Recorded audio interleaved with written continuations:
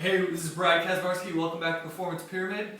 And before we go any farther with the progressions of breakouts in the FMS or the SFMA, it's important to understand how we follow progression.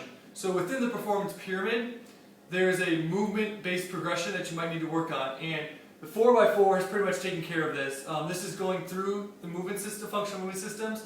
And I think Greg Rose is the developer of this probably 2-3 years ago.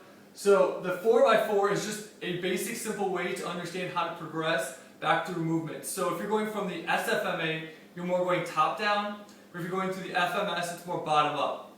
But regardless of that, most important thing here in movements is you're going to start with ground based. So this is either lying down or on your stomach. So in a ground based pattern, so for example, straight leg raise, you're going to start on the ground. You're going to work through your straight leg progressions. So this could be your strap, your leg raise, your leg lowering, different things like that. So you're going to start with the least amount of weight bearing necessary, and that's ground based, that's more developmental. You can also go face down depending on the pattern. Then you're going to go to more of a quadruped position, so that's more of the hands and knees. So in a case like this, maybe the rocking, or maybe in this position right here.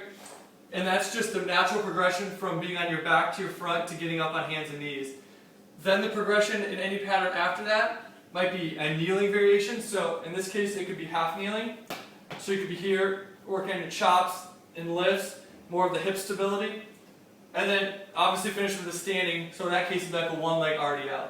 So just using the active straight leg raise as an example, you go from ground-based laying progression, but a lot of times, and I'll talk about this next, the previous models we'd hop right to the standing variation.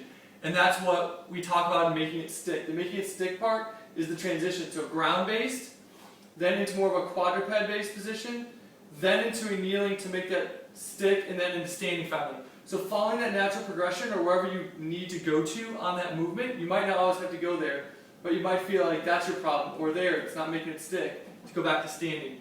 And then within each of these patterns, there's 4 ways to do these. So from ground-based, you may need to work on pattern assistance, which is really core-based activation assistance. Then just a basic regular pattern. Then a resisted pattern with pattern assistance.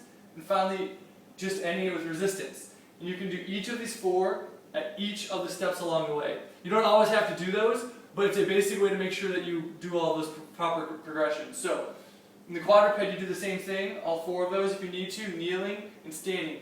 Going through that, you go the 4x4 model, and really from here on out, I'm going to talk about each of the basic progressions of the active straight leg raise, shoulder mobility, etc.